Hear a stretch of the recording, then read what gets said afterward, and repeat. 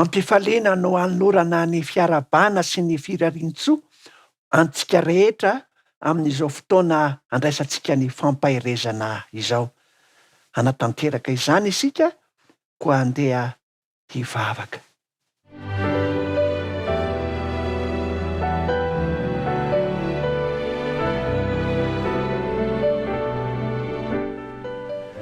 Ray masina tsara indrindra ny an-danitro, misaotranao izahay satria nomenao izao fahasoavana izao, dia ny afaka ny anonona ny anaranao. Raha andray ny teninao izahay, dia ianao Jesosy no hitay izany teny izany, ka hitondra hery sy famelombelomana ho anay tsirairay avy. Tompo malalo, ampaherezo izahay araka ny teninao, ny anaran-tsoanao nangatahana izany. Amen.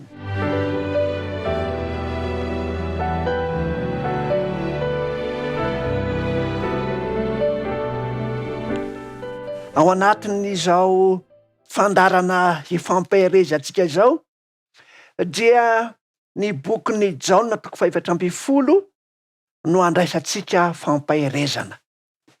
Ity 4:12 ity dia manana izao lohahevitra manokana izao: ny nampiononan'i Jesosy ny fon'ny mpianany sy ny nilazany ny amin'ny fanahy masina.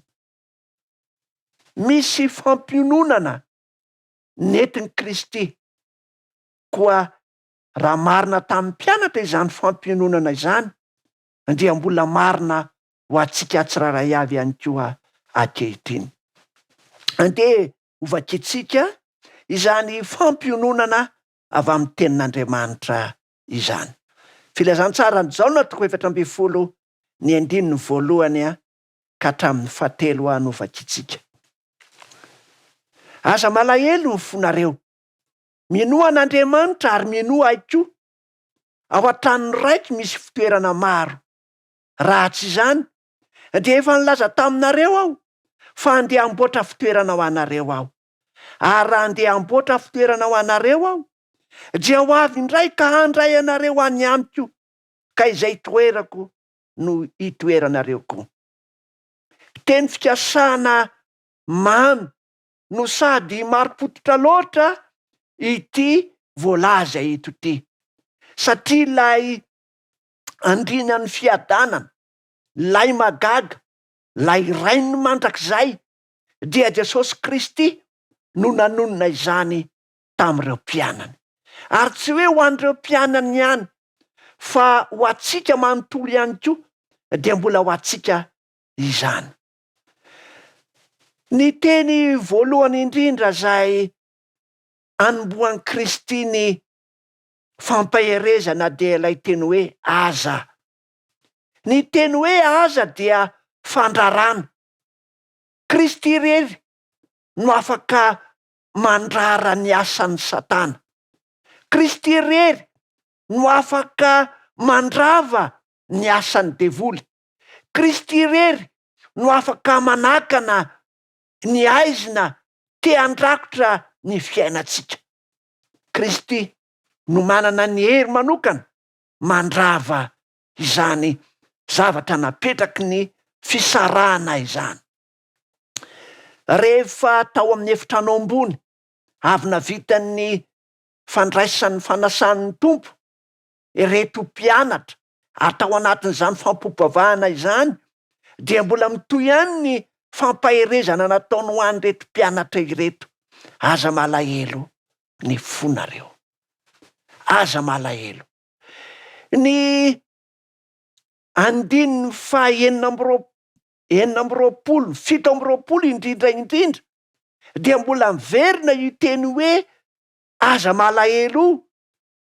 Aza malahelo na matahotra ny fonareo. Ankehitriny dia tsapa ny vesatry ny fahotana, ny vesatry ny fisarahana manaina, ny fahafatesana, ny onjam-piainana izay mangidy, ny safotifoty eo amin'ny fiarahamonina. Izany rehetrarehetra izany dia mikapoka ny fiainantsika, ary mikapoka ny fiainantsika amin'ny fomba mandrivorivo. ary dia mahatonga antsika ho valaketraka. Miteny nefa Andriamanitra eto, aza malahelo ny fonareo. Engane hanan-kery eo amintsika ny tenin'Andriamanitra. Lay Jesosy Kristy mandrava ny asa ny maizina rehetra no miteny hoe aza matahotra. Ny teny notononin' Jesosy voalohany avy tao amin'ny fasana rehefa niaona tamin'ny mpianatra dia lay teny manao hoe fiadanana. Ary eto amin'ny 7:20 dia mbola miteny izany hatrany izy, fiadanana no avelako ho anareo, ny fiadanako no omeko anareo. Tsy tahaka ny fanomeny zao tontolo zao no fanomeko anareo. Izao tontolo zao dia mampitondra alahelo, izao tontolo zao dia mampitondra faisana, izao tontolo zao dia mampitondra takaitra eo amin'ny fiainantsika. Tsy tahaka an'izany ny fanomeny Jesosy, fa ny fanomeny Jesosy dia fiadanana. Ary ahatonga izany fiadanana izany ho antsika dia manorevitra antsika amin'ny fomba mivantana Jesosy eo amin'ny 1:1. Aza malahelo ny fonareo minoa an'Andriamanitra ary minoa ahy koa. Matetika dia sarahantsika ny mahandriamanitra mpamorona an' Jesosy sy ny mahandriamanitra mpamonjy azy. Fa eo amin'ny foto-kevitry ny fivavahana kristianina dia ilay Andriamanitra mpamorona ihany no Andriamanitra mpanavotra, ilay Andriamanitra mpamonjy. Betsaka ny tokosendinina any amin'ny testameta taloha, indrindra ny bokin'ny Isaia miresaka izany. Isaia 5:20, ny 2:120, ny Isaia 3:20, ny 1:1. Andeha io no raisitsika fa ny Andriamanitsika dia lay Andriamanitra mpamorona no Andriamanitra mpamonjy ihany. Isaia 3:20, ny 1:1. Fakitsika amin'ny anaran'i Jesosy Kristy Tompo ny teny. Fa ankehitriny ry Jakôbô, izao no lazain'i Jehovah izay nahary anao, sady namorona anao ry Israely. Aza matahotra ianao, fa efa nanavitra anao aho. Efa niantso ny anaranao aho, ahy ianao. Mamy tena mamy izany teny izany. Ary izany no nahatonga an' Jesosy ilaza indroa taona la hoe minoa an'Andriamanitra ary minoa ahy koa. Ny finoana an'Andriamanitra dia metehatra amin'ilay hoe mpahary, mpamorona. Fa hoe lay minoa ahy kosa dia manantitrantitra ny mampanavitra an' Jesosy, nanaiky hosorona noho ny fahotantsika ary nandresy ny fahafatesana mba handresentsika. Koa dia sahan' Jesosy ny miteny manao hoe aza malahelo, aza matahotra, efa nanavitra anao aho, efa niantso ny anaranao aho, ahy ianao. Teny fikasana mamy eto no ilazan'ny mpaminany Isaia ary naveriny Jesosy ho antsika mivantana. Aza malahelo ny fonareo minoa an'Andriamanitra ary minoa ahy koa. Ao anatin'izany teny izany dia miverina indroa ny asan'Andriamanitra.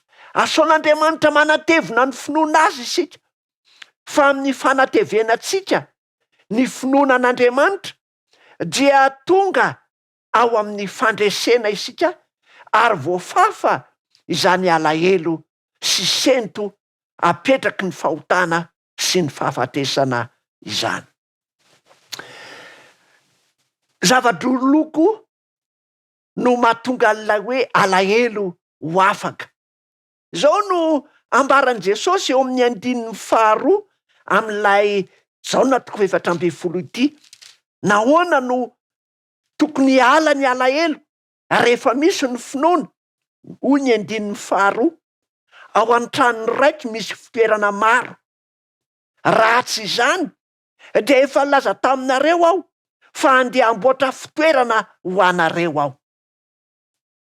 Zavatra anankiroa koa no entin'i Kristy hampaherezana sy hamafana ny alahelo ankoatra ny finoana azy, vokatry ny finoana azy dia ny fitiavan'Andriamanitra manana trano maro ho antsika sy ny fizoran'i Jesosy nakany an-danitra manamboatra fitoerana ho antsika. Na ny fitiavan'Andriamanitra ray, na ny fahasoavan'i Jesosy Kristy Tompo izay manamboatra fitoerana ho antsika dia mamafa ny alahelo. Inona indray no mbola ampiseto fa ny finoana an'Andriamanitra mpamorona, ny finoana an' Jesosy mpamonjy dia mahatonga fandresena, ny fanomezan'ny trano maro ho antsika sy ny fanamboarana toerana ho antsika dia mitondra fanantenana, famonjena ho antsika. Ary eo amin'ny 19 dia mbola manantitantitra ny amin'izany fanomezana toko izany Jesosy ka manao hoe: ary raha andeha hanamboatra fitoerana ho anareo aho dia ho avy indray ka handray anareo ho any amiko, ka izay toerako ny toeranareo koa. Manana zavatra ambara amintsika mitondra fiononana, fampaherezana koa ny tenin'Andriamanitra eto, dia ny fiarahantsika mitoetra miaraka amin'ilay mpamonjy ty antsika, izay itoerako ny toeranareo koa. Ry havana, mety hianjadin'ny fisarahana manaina noho ny fahafatesana, mety hianjadin'ny zavatra mangidy maro samihafa isika, kanefa miteny Jesosy androany manao hoe: aza malahelo ny fonareo, minoa an'Andriamanitra, minoa ahy koa. Ary ao an-tranony raiko misy fitoerana maro. Ho anao zany toerana izany, koa aoka ianao hanatevina ny finoana an'i Kristy ary handray ny asa-pamonjena izay nataony, dia ho mari-potitra ho anao reo trano maro izay ananan'Andriamanitra ray sy ny fanamboarana ny vaovao izay hoentin'i Kristy ho anao. Ary ambonin'izay dia ilay seza fiandrianany dia sitrany indrindra raha ho zaraina iaraha mitoetra aminao. Koa dia mahereza noho ny amin'i Kristy sy ny famonjeny, mahereza noho ny asa mavonjy izay nataony sy ny tanterahany ho anao. Ny tompony hitanao, ny tompony hiasa famonjena ho anao.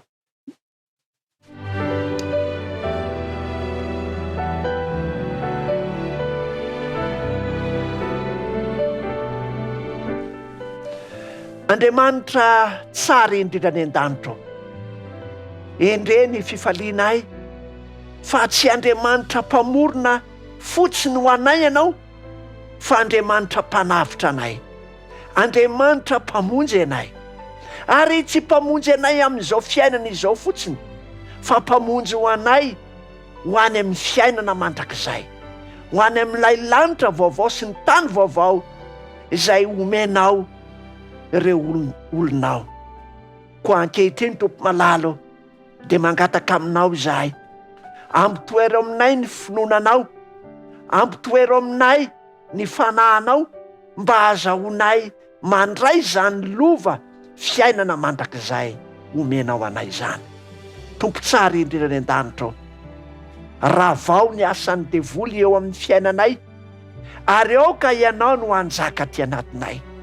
Koa ny teninao ane dia ho fanasitranana sy ho hery ho anay, ary ny fanatrehanao dia aoka ho zava-misy eo amin'ny fiainanay. Jesosy io, afao izahay fe ianao ny mpamonjy anay. Ny anarantsonao no angatahana izany. Amen.